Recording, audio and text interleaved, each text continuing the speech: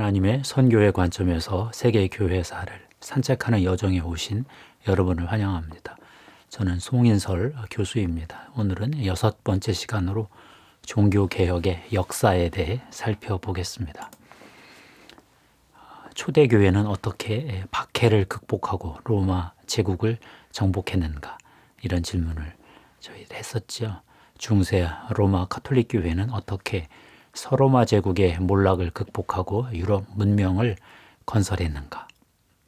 오늘 세 번째, 종교개혁과 그 이후 근대의 교회를 바라보면서 이런 질문을 했습니다.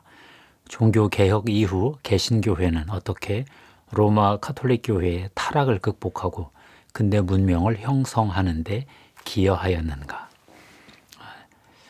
종교개혁의 그 상황은 로마 가톨릭 교회의 타락입니다. 교회의 타락과 더불어서 중세 후기의 기독교 세계가 엄청난 그 균열을 보였지요. 교황권이 쇠퇴하고 왕정 중심의 민족 국가들이 나타나기 시작을 했습니다. 프랑스, 영국, 스페인의 그 국왕이 신성 로마 제국 황제와 이렇게 좀 다른 왕의 위치를 점하고 교황과 또 다른 정치적 위치를 차지했지요. 물론 신성 로마 제국 황제가 스페인도 같이 다스리긴 했지만요. 하여튼 각 나라의 왕이 교황보다 우세해지는 상황이었다. 그건 맞습니다.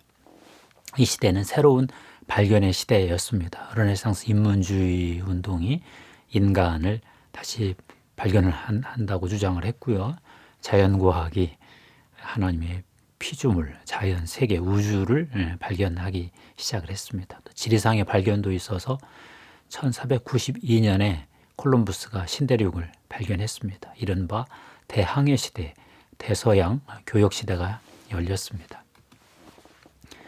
교회 안의 내적 위기는 르네상스를 주창하는 교황들이 너무 타락해서 문제였고요.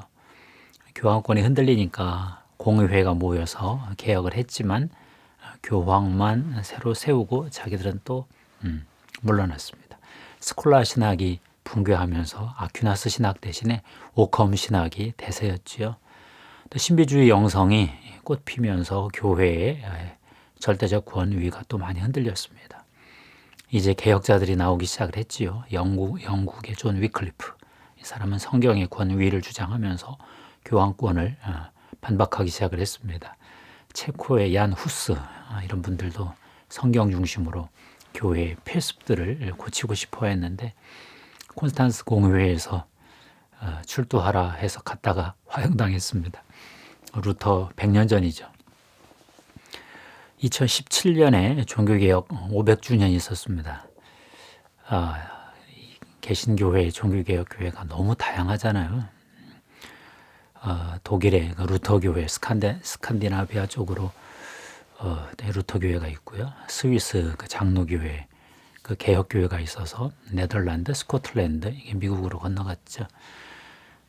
영국에 성공회가 있었고요. 유럽 전역에 지하교회로서 제세례파 교회가 흩어져 있었습니다. 그런데 문제는 이 네 흐름이 서로 너무너무 증오하고 반목하고 대립했다는 것입니다. 그들의 공통점은 교황에 반대한다, 가톨릭 교회에 반대한다, 그거밖에 없었어요. 그러면서 우리에게 이런 질문이 떠오르지요. 이 종교개혁의 흐름들을 아우르는 어떤 본질이 있을까? 종교개혁의 그 과정을 보면 5가지 흐름이 있었습니다. 첫 번째가 독일이었다고 했지요. 루터가 이신칭이 구원론 중심의 종교개혁을 일으켜서 북구 스칸디나비아까지 루터교회의 체제를 만들었습니다. 스위스에서 찌빙글리가 쥐리히시에서 개혁교회 교회를 일으켰고요. 깔뱅이 제네바 교회에서 또 다시 교회 중심의 종교개혁을 일으켰는데 두 개의 흐름이 합쳐져서 개혁교회, 장로교회가 되었습니다. 바다 건너 영국에서는 헨리 8세가 교황하고 대립하면서 왕실, 궁정 중심의 종교개혁을 일으켜서 성공회, 영국 국왕이 교회의 수장이다, 교황은 꺼져라, 이랬죠. 세 가지 종교개혁 흐름이 그 당시 제도화에 성공을 했습니다. 급진적 종교개혁, 제세례파 이들은 제도권 교회가 되지 못하고 박해를 많이 받았습니다. 그러고 나서 이 프로테스탄트 개신교회 종교개혁자들의 도전이 너무 거세서 가톨릭 교회가 정신을 바짝 차리게 되었습니다. 트렌트 공의회에서 자기들이 또 모여서 교회의 보편성을 주장을 하고 어떤 영성개혁도 하고 성직자들의 어떤 타락을 스스로 자정하는 데 성공을 했어요. 성직 매매를 금지시키고 성직자 독신을 강제 조항으로 만들고요. 사제 교육에 다시 강조점을 두어서 아주 강력한 근대 로마 가톨릭 교회가 형성이 되었어요. 이 5가지 흐름이 다 합쳐져서 요즘은 다 종교개혁이다 이렇게 부릅니다. 가톨릭 종교개혁은 반동 종교개혁, 카운터 맞불 종교개혁이라고 보통 부르는데 5개 전부를 요즘은 종교개혁에 포함을 시킵니다. 종교개혁의 결과는 결국은 왕들, 통치자, 제후 그들이 결정을 했습니다. 종교전쟁이 일어났는데 종교전쟁도 뭐 제후들이 왕들이 뭐 황제가 일으킨 전쟁이고요. 종교 관용도 통치자들이 위정자들이 그들이 종교를 관용하기로 결정을 했습니다. 교회는 끝까지 싸웠죠. 결국 종교개혁이 한 100여 년 지나고 보니까 서방교회, 로마 가톨릭 교회, 서방교회가 분열이 되었습니다. 개신교회가 탄생을 했고요. 교파, 분파 위주로. 근데 로마 가톨릭 교회가 또 새로운 모습을 드러냈습니다. 바야흐로 기독교 다원주의의 문이 열렸다. 그 당시는 뭐 교파가 시작은 되었지만 국가교회였겠죠. 근데 이게 근대로 넘어가면서 국가교회 대신 여러 교파가 서로 경쟁하는 체제로 바뀌었습니다. 종교개혁이 성공했을까 하고 질문을 던져봤습니다. 영주, 제후, 시의회 의원들, 국왕이 종교개혁 여부를 결정했습니다. 그때 가장 큰 것은 나라에서 교회의 재산을 빼앗는 것이었습니다. 빼앗을 필요가 없는 왕들은 이미 빼앗은 왕들은 종교개혁을 하지 않았습니다. 가톨릭 교회에 잔류했고요. 교회에 재산이 많아서 빼앗으면 아주 이득이 많았던 국왕들은 거의 종교개혁을 결정을 했습니다. 종교개혁자들은 목숨 걸고 종교개혁을 일으켰는데 결국은 국왕들, 통치자, 위정자들의 정치적, 경제적 이해관계에 따라서 진행이 되었습니다. 역사가 그렇습니다. 그러니까 우연한 요소들, 여러 세속적 요소들이 많이 작용을 합니다. 그렇지만 종교개혁의 아쉬운 점은 그 당시 대중들의 수준이 너무 낮아서 글을 읽을 줄 모르는 사람들이 너무 많아서 대중들의 어떤 영성 신앙을 어떤 고양시키고 개혁하는 데는 실패했습니다. 신학과 교회 제도는 개혁했는데 신앙은 개혁을 못했다 이런 평가를 하지요. 1500년경에 독일 인구 중에 글자를 읽을 수 있는 사람이 3% 4% 그거밖에 되지 않는다고 그래요. 그러니까 지식층 일부, 정치인 중 일부가 종교개혁을 선택한 거죠. 그랬는데 종교개혁이 처음 시작은 이렇게 좀 시시하게 시작이 되었는데 그 이후에 근대 역사의 발전에는 엄청난 영향을 미쳤습니다. 개인의 의식이 출현했고요. 강화되었고 과학의 발전을 결국 직간접적으로 밀었고요. 민주주의 기반을 다시 확립할 수 있었고 자본주의의 이미 시작된 흐름을 더 강화시켜 주었죠. 결과적으로 종교개혁이 서구의 근대 문명, 모더니즘, 현재 세계를 제패하고 있는 이 지구촌 문명을 형성하는 데 있어서 종교개혁이 큰 촉매제에 기여를 했다. 이렇게 평가하고 싶습니다. 이제 마틴 루터의 종교개혁의 그 돌파를 좀 보려고 하는데요. 루터의 생애를 보면 첫 번째가 복음을 발견한 것입니다. 이신칭의 복음, 오직 성경, 오직 은총, 오직 믿음의 어떤 종교개혁의 기본 복음을 발견한 사건이 있었고요. 두 번째가 논쟁을 통해서 가톨릭 신학자들과 비평적 대립을 통해서 종교개혁 신학을 정립을 했는데 이때 구원론하고 교회론이 큰 진보를 이루었습니다. 세 번째는 루터 교회, 제도권 교회를 만들었는데 가톨릭 교회와 대립해서 감독제 교회를 만들고 국가교회 시스템이었습니다. 영방교회, 주교회 이렇게 부르는데요. 지금까지도 그렇지요. 네 번째 이제 종교 전쟁이 이제 터졌고 종교 관용의 사건으로 마무리가 되었는데 그건 루터가 한 건 아니고 제후들이 루터를 지지하는 제후들이 한 일입니다. 처음 루터의 복음주의, 복음의 돌파, 이신칭의 복음의 돌파, 브레이크 스루 그 부분을 좀 보려고 합니다. 루터는 아버지가 이제 광산업을 하시던 분이었는데 아들이 똑똑하니까 공부를 시켜서 좀 너도 전문직으로 가라. 신분제 사회에서 그런 안내를 했습니다. 1501년 에르푸르트 대학에 입학을 했고요. 18세. 1505년 22세 때 이제 법학으로 전공을 바꾸어서 이제 법률 전문가가 되려고 했는데 그 유명한 천둥 번개 사건으로 죽음의 공포를 느끼고 수도사 서원을 하고 아우구스티누스 수도회에 입회를 했습니다. 1507년 24세 사제 서품도 받았고요. 그 아우구스티누스 수도회의 수도원장 요한 슈타우피츠라는 분이 참 뛰어났습니다. 이분이 루터를 영적 지도를 잘했습니다. 그 수도사의 길을 가게 하고 가톨릭 교회 성례전도 잘 인도해주고 신비주의 하나님 사랑하는 신비주의도 열어주고 했는데 이상하게 슈타우피츠가 보기에 루터가 너무 특이한 거예요.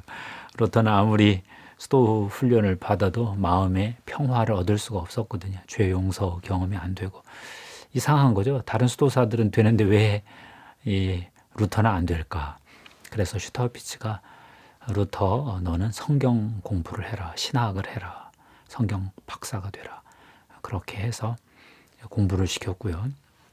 1512년 29세 루터는 드디어 비텐베르크 대학에서 신학 박사를 받고 성서 교수가 됐습니다. 루터가 이신칭이 복음을 발견한 것이 종교개혁의 돌파, 브레이크 스루라고 하거든요. 시편 주석하고 로마서 주석하고 갈라디아서 주석하고 히브리서 주석하고 시편 주석을 두 번째 할 때쯤 이 긴 과정에서 루터가 이신칭이 믿음으로 의롭게 되는 그 복음을 경험을 했습니다. 결정적인 것은 1515년경 로마서 주석을 하면서 일어났는데요. 이때가 32세였습니다. 그 잘 아는 로마서 1장 17절 말씀 복음에는 하나님의 의가 나타나서 믿음으로 믿음에 이르게 하나니 기록된 바 오직 의인은 믿음으로 말미암아 살리라 함과 같으니라. 이 로마서 주석을 읽어보면 이때 이신칭의 복음이 정리가 되어 있습니다. 하나님의 의를 발견했는데 예전에는 그 의가 하나님께서 인간에게 요구하는 어떤 정의, 율법적 정의라고 보았었는데 가만히 앞뒤 문맥을 살펴보니까 아니다. 하나님이 인간을 의롭게 하시는 거구나. 그걸 깨달은 거지요. 하나님이 인간을 의롭게 하시는 것은 죄를 용서해 주시고 예수 그리스도의 의가 인간에게 전가되는 것이다. 이런 엄청난 깨달음을 얻었습니다. 그리스도인들은 의롭게 된 이후에도 하나님이 보시기에는 의인이지만 인간이 그리스도인이 자기를 볼 때는 죄인이다. 이런 명제도 만들어서 의인이며 동시에 죄인이다. 이런 정리도 했고요. 루터가 이렇게 이신칭이 복음을 경험하고 나서 너무 좋았던 거예요. 그랬는데 이제 가톨릭 교회에 어려운 일이 생겼습니다. 교황이 면죄부를 파는 사람들을 유럽에 쭉 풀어놓고 면죄부 팔고 돈 벌어서 이제 성당을 짓는 거죠. 바티칸 성당을 짓는 그 대프로젝트가 시작이 됐는데 루터가 가만히 보니까 이 말도 안 되는 짓을 하는 거예요. 회개를 해야 되고 이제 믿음을 가져야 되는데 면죄부를 사서 때우는 그 대중들의 심리를 보고 화가 나서 1517년 10월 31일 34세 때 비텐베르크 성문 그 교회 그냥 앞에다가 딱 붙여버렸어요. 95개 조항을 붙였는데 루터는 그냥 신학자들끼리 토론 좀 하자 했는데 아예 그냥 밖으로 대중들에게 퍼지면서 일파만파 종교개혁의 트리거가 되었습니다. 1518년 1년 후에 그 소속 수도회 아우구스티누스 수도회에서 내부 논쟁을 하면서 하이델베르크 논쟁도 하고 1519년에는 카톨릭 최고의 신학자 요한 에크하고 논쟁을 하는데 점점 논점이 어디로 가냐면 최고 권위가 뭐냐 이거였는데 루터는 성경, 카톨릭 교회는 교황의 성경 해석권 이렇게 충돌을 했어요. 1520년 37세 때 교황이 루터의 신학을 정죄하고 당연히 그랬겠죠. 38세에 이제 교황이 파문하고 요 1520년 37세 때 루터가 창의적인 논문을 4개나 썼어요. 선행에 관하여, 독일 그리스도인 귀족에게 고함, 교회 바벨론 포로, 그리스도인의 자유. 이 중에 3대 논문 해가지고 가끔 많이 문제를 내죠. 독일 그리스도인 귀족에게 고함, 교회 바벨론 포로, 그리스도인의 자유. 이런 루터의 논문들을 읽어야 종교개혁 신학이 나옵니다. 1521년 38세 때 드디어 교황만 파문한 것이 아니라 황제 칼 5세 이분도 같이 파문을 했습니다. 이제는 루터는 죽은 목숨입니다. 중세로 치면 이제 중세 이단 운동에 속한 거죠. 왈도파처럼 이제 죽을 수도 있는 거고, 얀 후스처럼 100년 전에 후스처럼 또 화형당해 또 할 수 없는, 루터는 그냥 죽일 테면 죽여라. 내가 깨달은 이 복음을 내가 부정은 못하겠다 이러면서 한 건데, 제국 의회에서 이제 파문당하고 그랬는데 작센의 선제 후 현자 프리드리히라는 이 정치인이 영주 중에 좀 힘 있는 영주, 그 제후가 루터를 살려줬습니다. 납치해서 바르트부르크 성에 이렇게 잘 보호를 했는데 거기서 루터는 독일어 신약성경 번역을 마쳤어요.